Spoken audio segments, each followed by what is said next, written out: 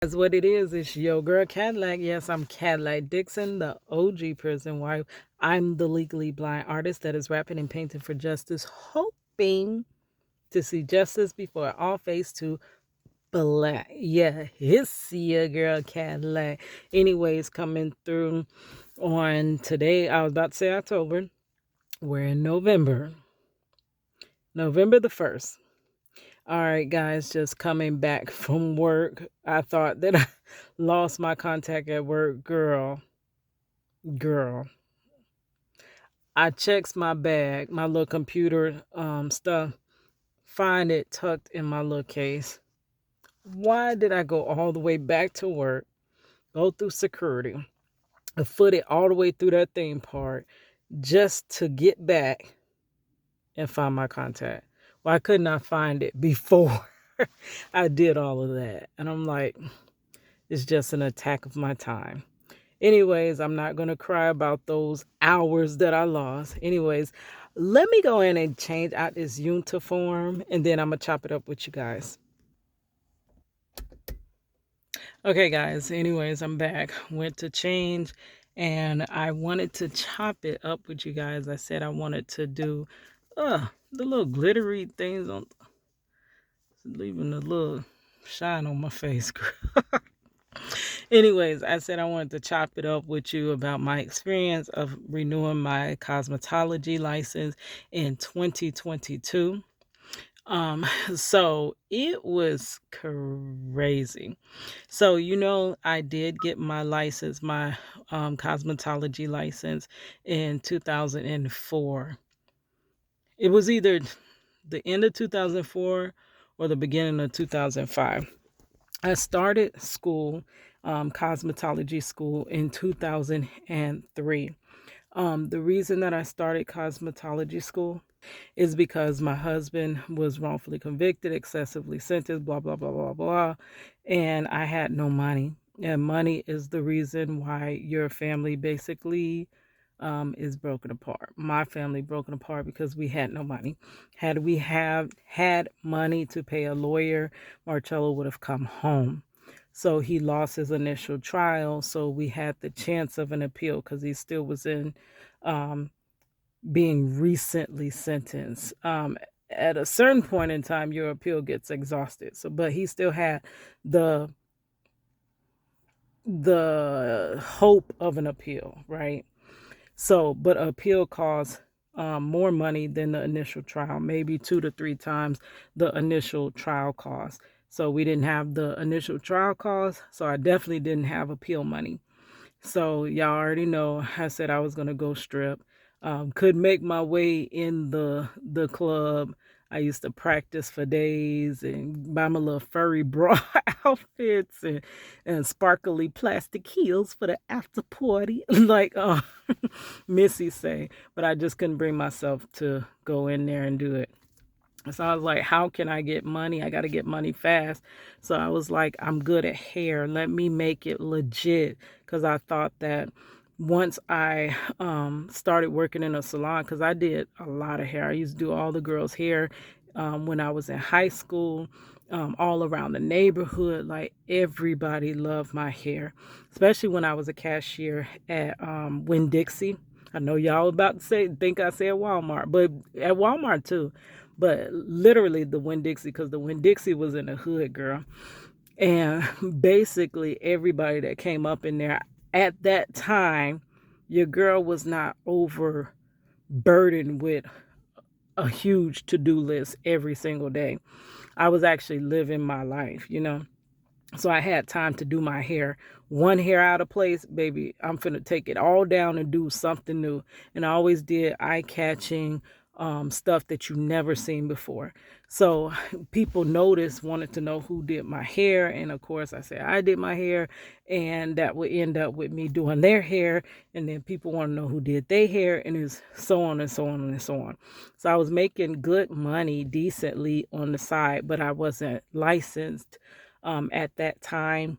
So I said, let's make it legit. That way I can actually make this bread and get my man home and get my family. Everything has always been for putting my family together. But now, basically, I'm kind of realizing that that was just always a fantasy. That's what I think it is now. It was a fantasy of mine to have my family together. Um, but, anyways, so I said in a salon, I can make way more money. And I can get that lawyer and we can get him home and we can get back to, being like everybody else. Everybody ain't fighting for their man to come home. They sitting up there with their man and stuff like that. So I started school. I at the towards the end of my school, because I had to do a year and some months, but I was way behind because it was credit hours in cosmetology school. I was way behind because I had my baby and she would get on the phone and be like, "Mommy, please don't go to school." So if you miss school, you got to make up them hours. Like this is hours based. So my last months of school, I was at school from the time they opened to the time they closed. So I also had another instance where my hands kind of just completely went out. Now, I would always have the tingling sensations from carpal tunnel. And anybody, if you're a cosmetologist, if you're an artist, no matter what you do with your hands, you need your hands. Girl, the minute your hands go out, you realize how much you freaking need them things.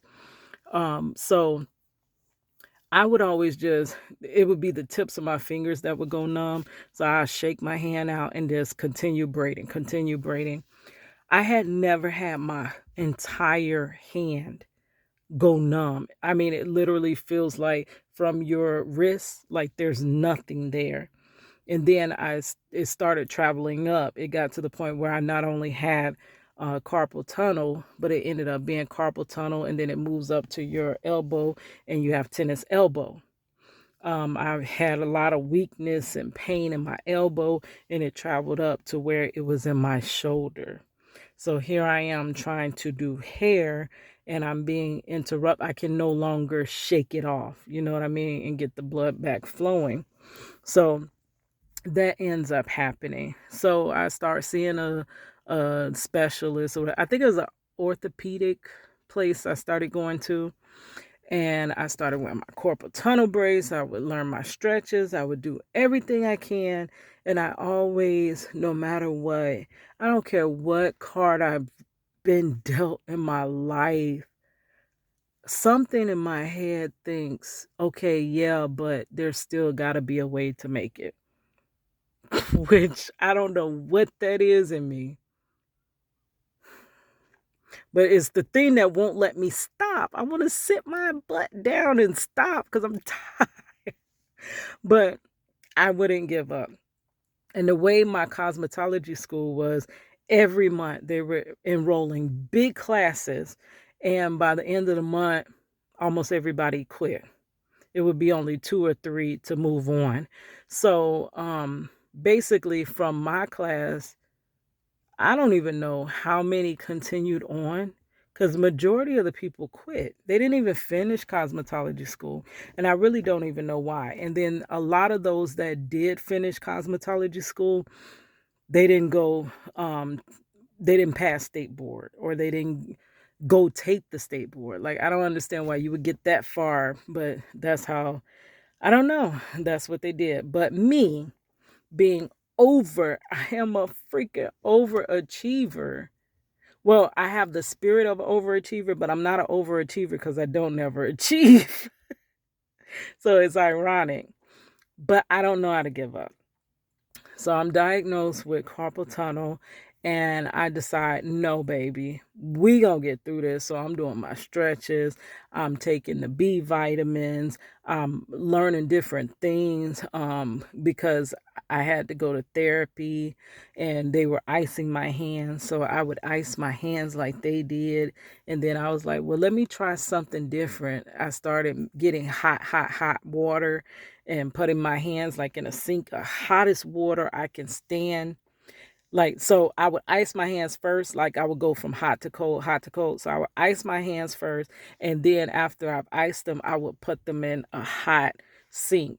as hot as I can stand. And my brain is always thinking like, well, what if I tried this? Would that relieve it? Well, what if I tried that? So I'm like, well, maybe if I got a bed of Epsom salt, if I, baby, I done try almost everything. I had the little balls that I would squeeze that don't even sound right, but I would. But for some reason, it never. So I still was determined. I got through school. Though I had the issues with my hands, I always knew some type of way I was going to be healed or something was going to happen. I don't know. I don't be knowing how, but I know that it's going to happen. It's crazy. So I finished school. I passed state board, top of my class. I went in and take the state board, and it was like that. And they're like, are you sure you don't want to go back over your answers? And I'm like, it is what it is. And I get my scores back. I passed it top score on the first time. And then I'm going to a salon. Okay. It's not easy, just as I'm getting out of graphic design school now and still wondering why I'm not making my living as a graphic designer. Well, really, I know because any of those things, building a cosmetology business, building a graphic design business, these are not things that you just jump out of school and boom, I finished school and now I'm a graphic designer making bukus of money, or boom, I finished school and now I'm a cosmetologist and I'm business is booming. No, building a business is hard. And I've been told that successful business owners have failed several businesses. So if I'm like on my umpteenth failure, maybe I'm getting close to my actual success. I hope. But building a business in cosmetology is not that easy. You have to build clientele and you have to build loyal clientele. You have to get your name out there. Meanwhile, you gotta pay the bills. Like, bills are what basically kills every dream because you still got to pay them bills. So you're trying to figure out how to do hair and actually pay the bill. Then you have to get into booth rent if you're renting a booth. And what if you ain't making the money yet, but you sit up here paying out this booth rent? Then the only other route besides that would be like working for like a hair cuttery, because I did work for a hair cuttery where they do send you to classes. So you're still getting your education, but you're going by a commission now. And so I just literally was trying everything. So I did work in 2 salons. I think it was 3 really, because I believe I worked for a while for my friend that had her own salon. That girl was a go-getter. And if you watching my video, you know who you is. You know who you is. You was a go-getter, girl, and you inspired me so much. But so I worked in a couple salons, but at the time that I had to stop doing cosmetology, I was working at hair cuttery. The year was 2008. I was working at hair cuttery during the day and still working overnight at the super center.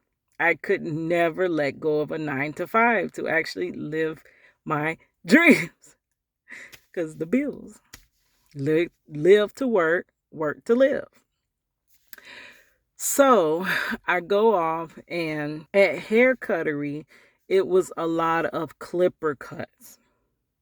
So I would literally be like clipper cutting the hair with the clippers, and my hand would go.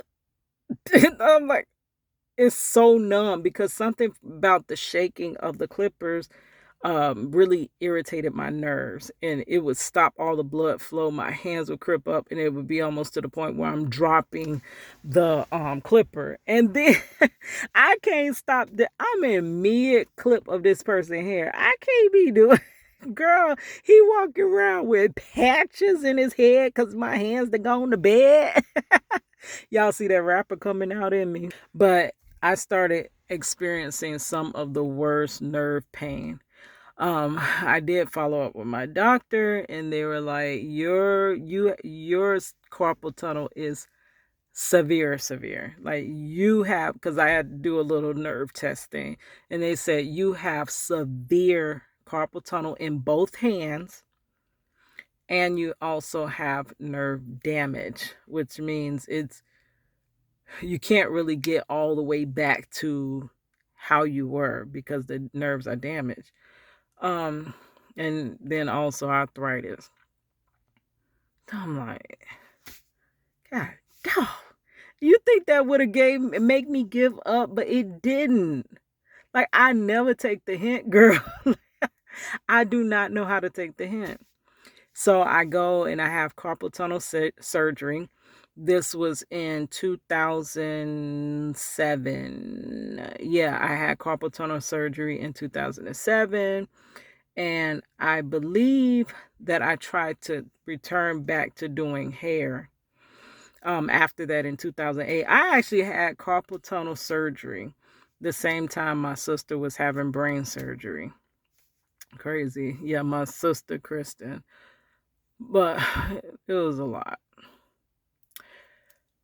So I after the surgery, it relieved a lot of my pain. So the tennis elbow went away. The shoulder pain that was developing, that went away.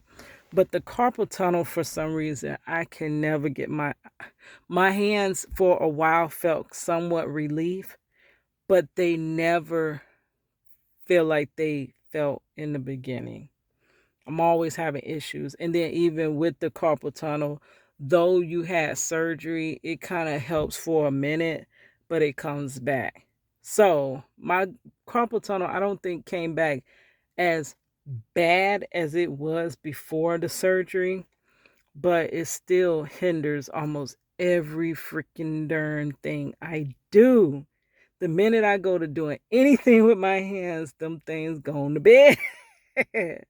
Even now, holding this phone, this thing going to bed for real.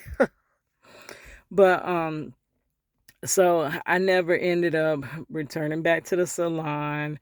I returned back to just working at my overnight job, and that's when my rap career began. And I thought, you know what, heck with that. I don't even need hands like that when I'm a rapper. And I said, unless I go to drop in the microphone, it ain't even gonna matter how much carpal tunnel I got. But that's a whole different story. So 2008ish is my last time really practicing doing hair. But I did have my own thing where I would, Project Reach the World, where a big aspect of Project Reach the World was my elaborate hair pieces. If you don't know what Project Reach the World is, I'm going to link it in the description box below. It explains exactly what it is. It's me using every art form that I have, and I probably got more art forms because I'm a person that could pick up something quickly when it comes to art and creativity, and just start out not so great, and then I end up being good as I don't know what. And I don't know, I'm just always been a creative person. Okay, so in Project Reach the World, I would make these crazy hair pieces. Now, if you watch that, girl, I did that. All that, all of those, no matter how wild they were, I did that. I made a person's face on my head. My hair ended up all over the internet. There was this one website that used to be called No Way Girl. They would catch me out and about. I was on Media Takeout for my hairpiece, for my hair, my wild, crazy hair. And it was what I was using to gain attention. And then once I gain attention, then I present whoever I'm trying to get attention with, hey, I have a story and I'm trying to free my husband. So it was actually a bigger statement in my hair because my hair always caught people's attention. So I did that for a while. When did I stop doing my hair pieces? Maybe Every now and then I would do them, but I probably stopped doing my hair pieces before my mother passed. And boy, every time I would be seen, they'd be like, "Do your parents know you go out like this?" Because I was in my early 20s. And at first, my parents used to freak out. My mama would be like, "Kita, Kita." And my dad would be like, "Kita, you going out the house like that?" Because you got to be on your P's and Q's. Like black families, a lot of times, I mean, they don't cut black people no slack, like for real. We always grouped all together. We all are one way, which that's so untrue, but that's how the narrative is spun. So we try to live all the way up high above the bar because the bar is made so low for all of us. And I just said a statement about that, that when one of us do wrong, we all get grouped together. Why are all of y'all doing this? And y'all, we got to stop doing this, and that. And I'm like, well, I'm not doing this, and that. So how I'm gonna stop? And I'm trying to put good messages out there, telling people the effects of what happens when you do this, and that. And ain't nobody trying to hear what I'm saying. So how can I affect what is going on in this world? Like I keep trying to. I would love to. But I don't have a voice. And a lot of us that are trying to do the right thing don't have a voice. But when one of us do right, they say that's just one isolated, that's just one. That was one in many. That was what. So how do you ever win as a black person? Honestly, I don't freaking know. But all I do know, I am a black woman, right? But first and foremost, I'm a human. I am a human. So, but anyways, sometimes you got to live up to a higher standard because the world already looks down on us. So we try not to make them look even further down. But at this point, like, F it. They going to feel how they feel. So my dad didn't at first, but then later, after seeing hairpiece after hairpiece, and I'm going out in public, girl, I would be driving down in my car, going somewhere, and people would be all in my car. I could see them in the light. I'm like, what they bending their head like that for? Trying to see all up in here. And my family would be so embarrassed if we were going to a concert, a show, a music conference. They would be so embarrassed to walk in with me. But as soon as I walk in, no matter how crazy the hairpiece is, I hold my head up high. I'm legally blind, so I put my little shades on so I can't see you anyway. Good. um, so I put my hold on. So I put my shades on and I just did my thing. I was not trying to feed into whatever they had to say about me. And by the end of it, everybody is like trying to walk up next to me so they can get caught in the pictures that's being taken and stuff. So really around the early maybe 2013, 14, 15 is when I stopped doing that, right? So but I always kept my license current because my mother was like, you worked really hard for that, and just always keep it. What if you want to do a hair show one day, and just always keep it. And it was always my dream to go back to the Bronner Brothers hair show. I did go in hair school, but I don't have, girl, I ain't got no friends. And I definitely don't know nobody that, has their cosmetology license. So I never had anybody to go with to any of these shows. And your girl ain't traveling alone. So it's a no go. So I never got to go to the hair show that I always wanted to, but it's still a dream of mine to go to a hair show. So I always keep my license current. So this makes about 18 years of holding my license, my cosmetology license in Florida. And then in 2020, that changed everything, everything. So in 2020, I had to, of course, that year renew my license. Every binary year on October the 31st, your license expires. And I'm usually on the phone at that time all day. Now, back in the day, they used to start sending you out these booklets, and you would get the booklet, you would read through the whole thing, then you take a test, you record your answers on an answer sheet, and then you upload it to, no, I'm sorry. I'm getting too, girl, it's been too, wasn't no uploading back then. You would call in on the phone, and you would whoever you got the test from, you would call their customer service, give your answers, and then if you pass, then they would say you pass, then you can go call the Department of Business and all of that stuff, and then renew your license. But all this needs to be done before it expires on the 31st, or you finna pay fees to reinstate your license. And for me, I don't want to go through extra tape. If I ever want to use my license, girl, goodbye. I ain't trying to be like, what if, you never know. We do there. I guess there's this much hope for me. We don't know what could happen. And I just don't want to go through that. So in 2020, everything changed. It wasn't no booklet. It became somehow online. It was like, even at that time in 2020, I was in college, and my college went from in class to boom, you online. So everything was weird and not figured out quite right. Okay, guys, I'm finna run out of time, so to be continued. I'm so sorry. I'm sorry. I don't know how to tell a story without telling you everything. All right, it's your girl Cadillac.